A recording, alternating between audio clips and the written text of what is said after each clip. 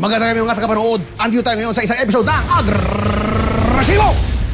Ako si Emil Maangil at ngayong gabi, aangilan natin ang isang karumal-lumal na krimen na nabalitaan ko sa isang art studio. Isang lalaki na nagkukwento ng kanyang imahinasyon.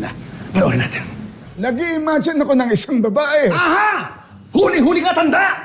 Nag-i-imagine ka ng babae! Narinig ko yan! Hindi pwede yan dito sa Agresibo! Eh, sandali lang. Ano bang masama ron eh? Nag-i-imagine lang naman ako. Anong masama? Hindi mo ba nabalitaan yung congressman na nagsabi ng ini-imagine ng babae? Hindi ba na ba siya? Kailangan may report ka dito sa Agresibo!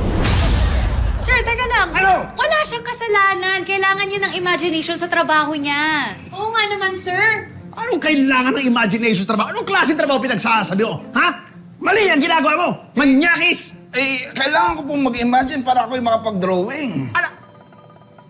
Drawing? Ano pinagsasabi mo drawing? Sir, drawing kasi art teacher namin siya. Tinuturuan niya kami mag-drawing. At syempre, sa pagdodrawing, kailangan ng imagination. Ganun ba? Oo. Art teacher ka at tinuturuan mo silang mag-drawing? Opo.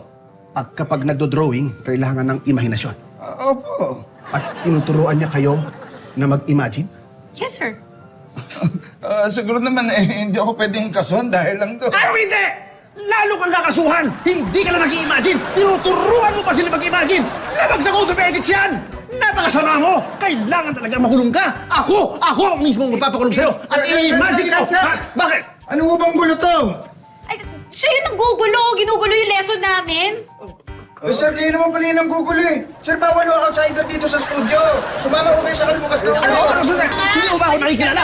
Ako, si Emil Mangil! At ito, ang Agresibo!